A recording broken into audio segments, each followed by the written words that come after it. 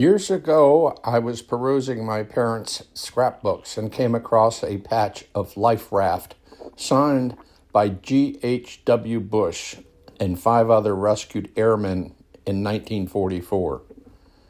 My father was the weapons officer on the USS FINBACK on patrol off Chichijima Island, Japan, when Lieutenant J.G. Bush was shot down and spent 4 hours bobbing in the Pacific Ocean while U.S. fighters strafed Japanese boats trying to capture him.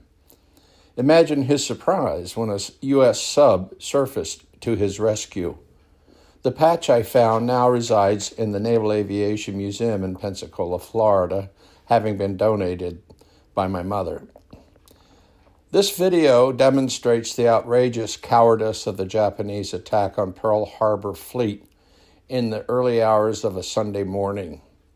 This video also recounts the immense gratitude of the Bushes, who invited all surviving FINBACK crew to Blair House for a reception the evening before President-elect Bush's inauguration.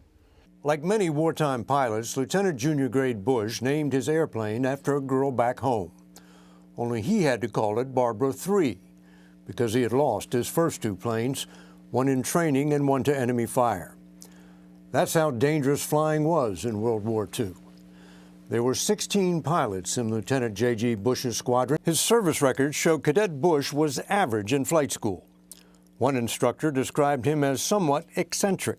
He flew the Avenger, with its 3-man crew, the heaviest plane the Navy dared to fly off an aircraft carrier. His target on September 2, 1944, was a Japanese radio transmitter on the island of Chichijima. A Navy animation shows his plane being hit as he began his run into the target, but staying with it until he dropped his bombs before trying to get back over water. What would happen to flyers who parachuted down onto the island? The Japanese executed all of those who survived. Lieutenant J.G. Bush landed in the water and swam to a life raft.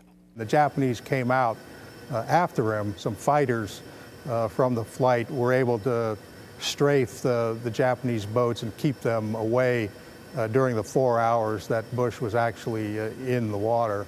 A U.S. submarine got to him before the Japanese could. Bush was actually surprised when, out of nowhere, this submarine surfaces, right next to him. 20-year-old George Bush spent 30 days on that submarine, thinking, as he later told the author James Bradley, "Why had I been spared? What did God have in store for me?"